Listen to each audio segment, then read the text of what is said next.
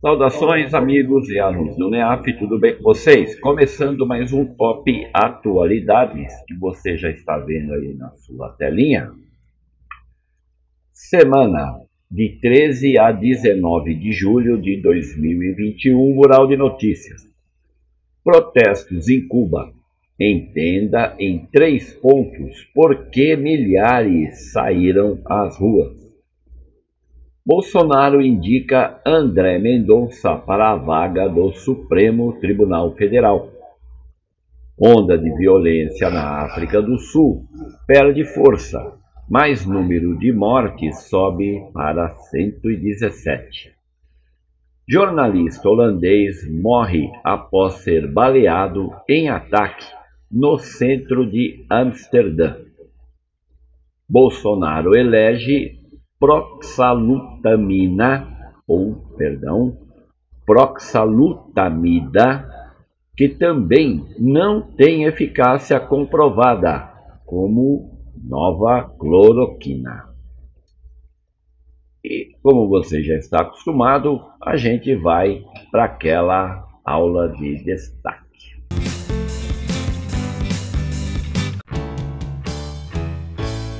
Vamos então para a aula de destaque, candidato. Protestos em Cuba. Entenda em 3 pontos por que milhares saíram às ruas. Então, antes de falar rapidamente sobre os 3 pontos, eu quero lembrar você sobre o Movimento San Isidoro, MSI. Isso.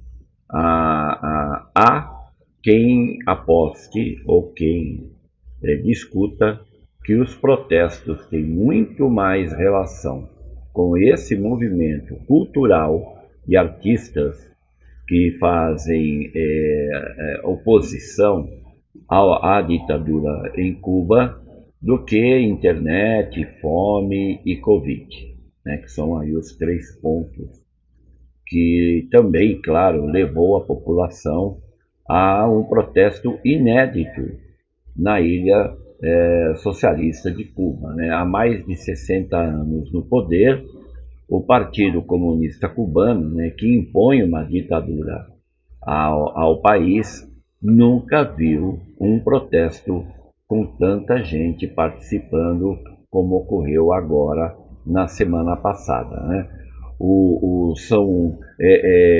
Como eu lembrei, é o maior protesto da história do país.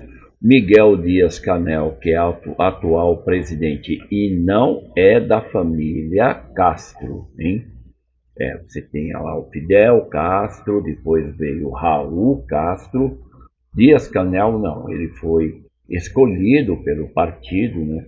É da ala jovem do Partido Comunista Cubano, porque você tem aí a ala antiga, né, de senhores, de homens com mais de 80 anos, né, que participaram lá da Revolução em 59, né, e ajudaram a dar a vitória ao Fidel Castro. Então, Dias-Canel não, ele é da ala mais jovem do partido, né?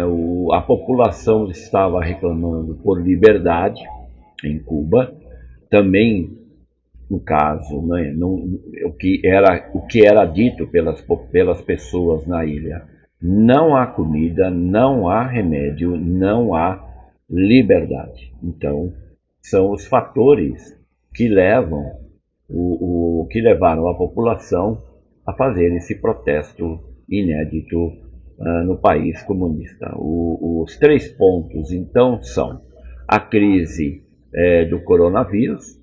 Tá? Apesar de o governo ter divulgado que Cuba desenvolveria sua própria vacina, a vacinação está sendo muito lenta e o número de mortos está aumentando perigosamente. Então, Cuba também está passando por uma crise pandêmica, ao contrário do que o governo afirma que não. E o ponto número 2 é a situação econômica cubana. Desde a pandemia mundial, Cuba parou de receber turistas, era a principal fonte de entrada de dólar no país, então isso praticamente secou. O custo de vida, né, a inflação cresceu demais em Cuba, então há sim indícios de que pessoas estão passando fome na ilha. E por último, a internet. Ao contrário do outro país comunista, que também é uma ditadura, Coreia do Norte, Cuba não. Cuba possui a internet, ela ainda poucas pessoas têm acesso às redes sociais, mas isso vem crescendo e é claro que a internet foi fundamental para que as pessoas fossem às ruas reclamar da ditadura cubana. Então, é isso, candidato.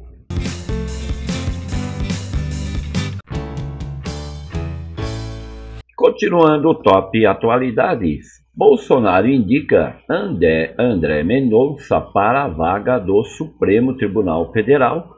O terrivelmente evangélico, segundo o presidente, então, é o André Mendonça, que vai substituir o ministro Marco Aurélio, que se aposenta agora, que está com 75 anos. Então, vamos aguardar, não é, essa esperança de que o Supremo Tribunal passe sim a trabalhar para o Bolsonaro como ele deseja, ao invés de seus seguidores pedir o fechamento da mais alta corte do país.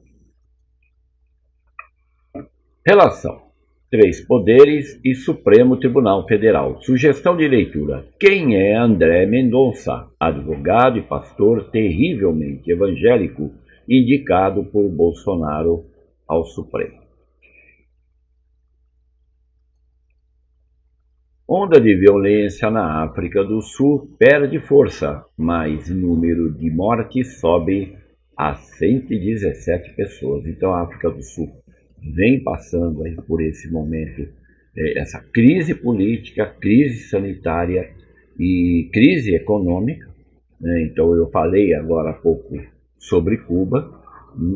Cuba, felizmente, ninguém foi morto, mas aqui na África do Sul as coisas realmente estão bastante críticas, principalmente depois que o presidente Zuma foi preso, né, acusado de corrupção. Zuma é extremamente popular entre a população negra, que é maioria no país, e também tem relação com os protestos. Então, os protestos em Cuba, na África do Sul são motivados pela prisão de Zuma, pela questão do Covid, né? A vacinação está muito lenta na África do Sul, nem 10% da população foi vacinada. A carência, né? A miséria e a pobreza no país tem aumentado muito e, claro, isso gera toda uma violência. É por isso que o país, que pertence aí ao BRICS, né? Está passando por esse terrível momento. Relação: desigualdade e crise econômica. Sugestão de leitura: entenda o que motiva a onda de protestos e distúrbios na África do Sul. Jornalista holandês morre após ser baleado em ataque no centro de Amsterdã. Ele foi internado depois do ataque, levou 5 tiros, um deles inclusive na cabeça. As câmeras mostram De Vries andando tranquilamente, mexendo no seu celular, e quando ele entra numa rua estreita, ele foi atacado. Ele já vinha sofrendo tentativas, não é? Ele vinha sofrendo ameaças de morte há muito tempo. Isso não é anormal na vida desse jornalista, que vinha denunciando sim todo um esquema, né, do crime organizado no país. Relação: reportagem criminal e narco-estado. Sugestão de leitura: a Holanda está se tornando um narco-estado?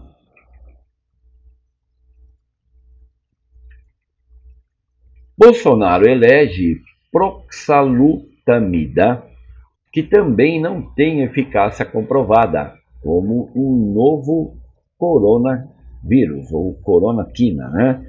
Cloroquina, perdão. O Bolsonaro, inclusive, ele fez uma live ao lado do, né, brilhante pastor Valdemiro Santiago, né, essa figura asquerosa que existe aí no submundo evangélico.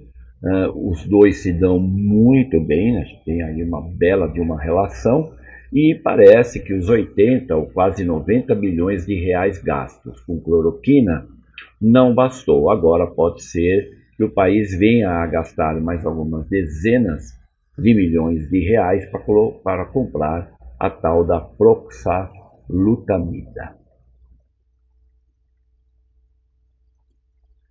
Relação: negacionismo e tratamento precoce. Sugestão de leitura: tratamento precoce. Governo Bolsonaro gasta quase 90 milhões em remédios ineficazes, mas ainda não pagou o Butantan por vacinas.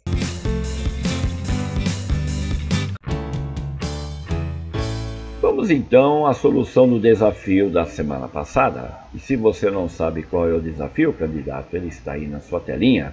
E eu espero que você tenha escolhido a alternativa B. Isso, B de bola. O governador do Rio Grande do Sul, Eduardo Leite, que é do PSDB do Rio Grande do Sul, falou da sua orientação sexual em entrevista gravada na tarde da quinta-feira, dia 1º.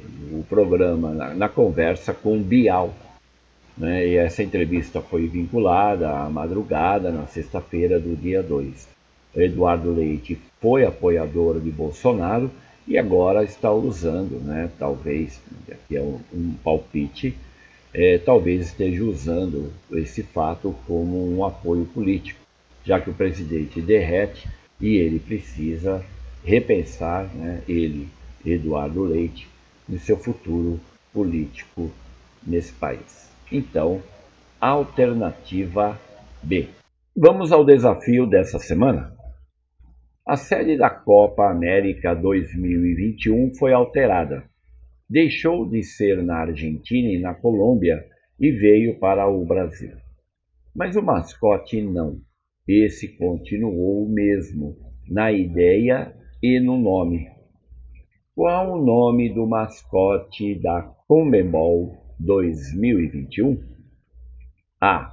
Bibi. B. Ninho. C. Pulga. D. Pareja. Ou E. Milito. E assim termina mais esse Top Atualidades, que foi de 13 a 19 de julho, esperando que você tenha gostado, que tenha sido útil para os seus estudos. Prometendo voltar a semana que vem, usem máscara, se cuidem. Até mais. Saudações, amigos e alunos do NEAF. Vamos lá, gostou do vídeo? Vamos se inscrever aqui no canal de atualidades do NEAF. E aí, né, você não só dá um sininho aqui pra gente, como se inscreve para receber o nosso material de atualidades. Beleza? Grande abraço, até!